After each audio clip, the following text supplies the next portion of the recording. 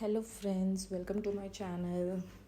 कसे आहात तुम्ही? आज मी मस्त विचार केला की रील्स बनवावी, म्हणून त्याच्यासाठी मी रेडी झाली.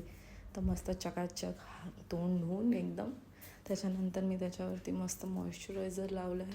मी काही जास्त हार्ड मेकअप केलेला नाही आहे, नॉर्मल मेकअप केला आहे, ज्यात मी बेसिक गोष्टी केल्या आहेत. मॉइश्चरायझर, प्रायमर आणि मी फाउंडेशन नाही लावलं आहे, त्याच्यासाठी फक्त कलर करेक्टर केलं आहे.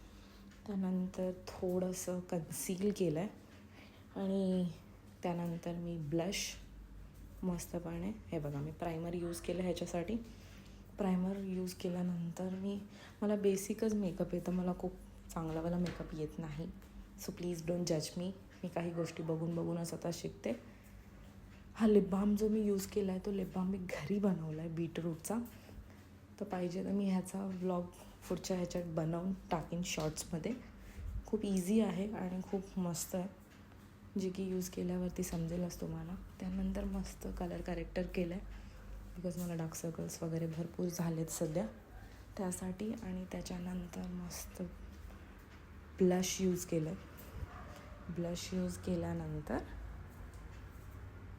नाही बघा, आता आलात आहात तुम्ही माझ्या चॅनलवरती तर प्लीज लाईक, शेअर, सबस्क्राईब करा. बघा थोडंफारच येतं मला, खूप जास्तवाला चांगलं येत नाही. आता हळूहळू बघून मी शिकेन, तर तुम्हाला बघायला भेटेलच. मग मी विचार केला की आयशॅडो यूज करण्यापेक्षा मी जो ब्लश यूज केला, मी लिपस्टिकच, लिप टिंटच आपल्या आयशॅडोला यूज केली.